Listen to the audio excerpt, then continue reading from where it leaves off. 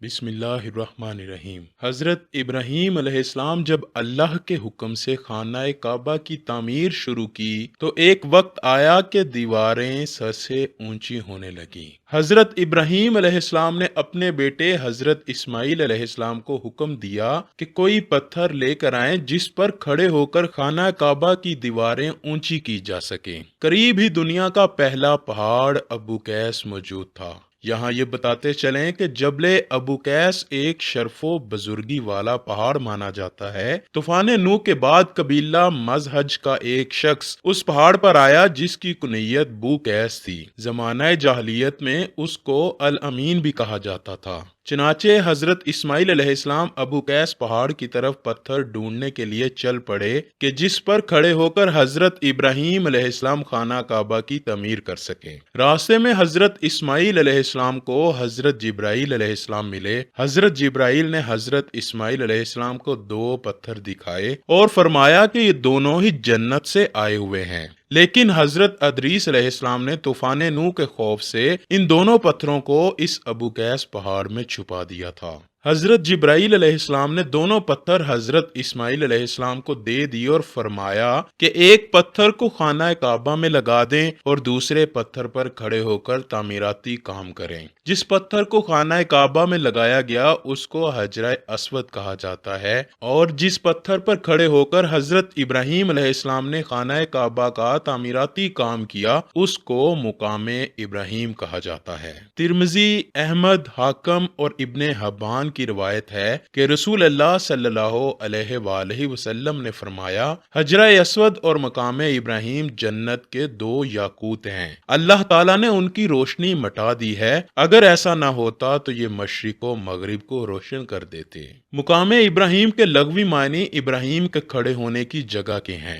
یہ ایک مقدس پتھر ہے جو کعبہ معظمہ سے 13.25 میٹر کی دوری پر رکھا ہوا ہے۔ یہ وہی پتھر ہے کہ جب حضرت ابراہیم علیہ السلام کعبہ مکرمہ کی تعمیر فرما رہے تھے اور جب دیواریں سر سے اونچی ہوئی تو اس پتھر پر کھڑے ہو کر آپ علیہ السلام نے کعبہ معظمہ کی دیواروں کو مکمل فرمایا۔ یہ آپ علیہ السلام کا ایک معجزہ تھا کہ پتھر موم کی طرح نرم ہو گیا اور آپ علیہ السلام کے دونوں مقدس قدموں کا اس پتھر پر گہرا نشان پڑ گیا۔ اس پتھر کا یہ بھی معجزہ ہے کہ جب حضرت ابراہیم علیہ السلام اس پر کھڑے ہو جاتے تو یہ پتھر خود بخود ہوا میں اڑنے لگتا اور خانہ کعبہ کی دیواروں کی طرف ہو جاتا۔ اس طرح حضرت ابراہیم علیہ السلام نے آسانی کے ساتھ مزید پتھر لگاتے جاتے اور خانہ کعبہ کی تعمیر فرماتے جاتے۔ اس پتھر میں حضرت ابراہیم علیہ السلام کے ہر قدم کی لمبائی 22 سینٹی میٹر اور چوڑائی 11 سینٹی میٹر ہے، جبکہ ایک قدم کی گہرائی 10 سینٹی میٹر اور دوسرے کی 9 سینٹی میٹر ہے۔ اب پتھر پر انگلیوں کے نشان نہیں ہیں کیونکہ پہلے یہ پتھر کسی فریم یا باکس میں محفوظ نہیں تھا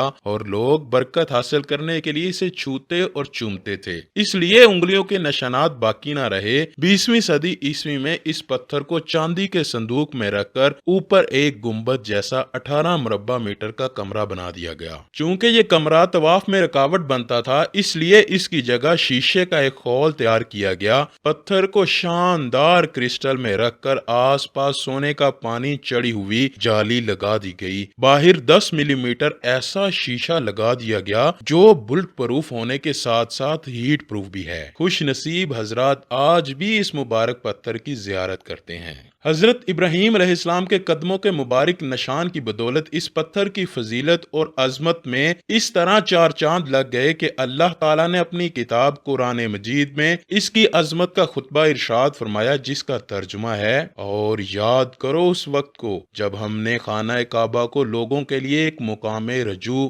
اور مقام امن مقرر کیا اور مقام ابراہیم کو جائے نماز بنا لو۔ ایک اور جگہ فرمایا، یعنی کعبہ مکرمہ میں خدا کی بہت سی روشن اور کھلی ہوئی نشانیاں ہیں، ان نشانیوں میں ایک بڑی نشانی مقام ابراہیم ہے۔ اور دوسری جگہ اس پتھر کی عظمت کا اعلان کرتے ہوئے اللہ تعالیٰ نے فرمایا، اور ابراہیم کے کھڑے ہونے کی جگہ کو نماز کا مقام بناؤ۔ 4000 برس کے طویل زمانے سے اس بابرکت پتھر پر حضرت ابراہیم علیہ السلام کے مبارک قدموں کے نشانات موجود ہیں۔ اس طویل مدت سے یہ پتھر کھلے آسمان کے نیچے زمین پر رکھا ہوا تھا۔ یقیناً یہ پتھر اللہ کی آیات اور کھلی ہوئی نبوی نشانیوں میں سے ایک بہت بڑی نشانی ہے، اور اس کی شان کا یہ عظیم الشان نشان ہر مسلمان کے لیے بہت بڑی عبرت کا سامان ہے کہ اللہ تعالیٰ نے تمام مسلمانوں کو حکم دیا کہ تم لوگ میرے مقدس گھر خانہ کعبہ کے طواف کے بعد اس پتھر کے پاس 2 رکعت نماز ادا کرو۔ تم لوگ نماز تو میرے لیے پڑھو اور سجدہ بھی مجھے کرو، لیکن مجھے یہ محبوب ہے کہ سجدوں کے وقت تمہاری پیشانیاں اس مقدس پتھر کے پاس زمین پر لگیں کہ جس پتھر پر میرے خلیل حضرت ابراہیم علیہ السلام کے قدموں کا نشان بنا ہوا ہے۔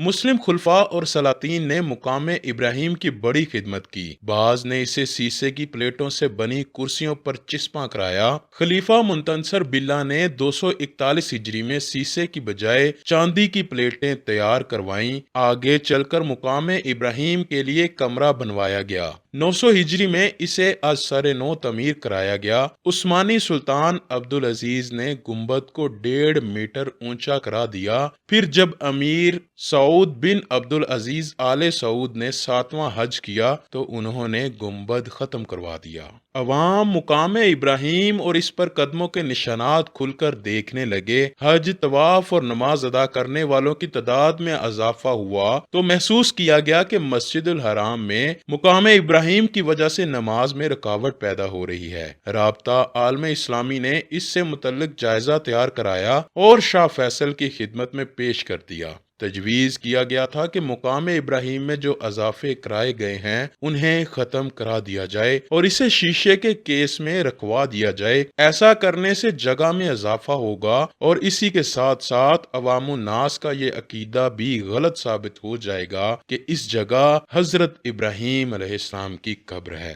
اس لیے اس کمرے کی جگہ ایک شیشے کا خول تیار کیا گیا۔ پتھر کو شاندار کرسٹل میں رکھ کر آس پاس سونے کا پانی چڑھا دیا گیا اور ان جالیوں کو سونا نما بنا دیا گیا۔ باہر 10 ملی میٹر ایسا شیشہ لگایا گیا کہ جس کے اندر نہ تو گرمی جا سکتی تھی اور نہ ہی کوئی گولی جا سکتی ہے۔ دوستو، آخر میں اللہ سے دعا کرتے ہیں کہ اللہ پاک ہمیں بھی مقام ابراہیم اور اپنے پیارے گھر کی اور اپنے پیارے نبی حضرت محمد مصطفیٰ صلی اللہ علیہ وآلہ وسلم کے روضہ مبارک کی زیارت نصیب فرمائے۔ اے اللہ پاک، تمام بے آسراؤں کا تو ہی آسرا ہے، ہم پر اپنا کرم فرما دے اور اپنے پیارے نبی کے در پر بلا لے۔ اللہ پاک کے گھر کی زیارت کی خواہش رکھنے والے حضرات کمنٹ سیکشن میں آئیے اور سب مل کر آمین لکھیے۔ اللہ پاک کے گھر کی زیارت کی خواہش رکھنے والے حضرات کمنٹ سیکشن میں آئیے اور سب مل کر آمین لکھیے۔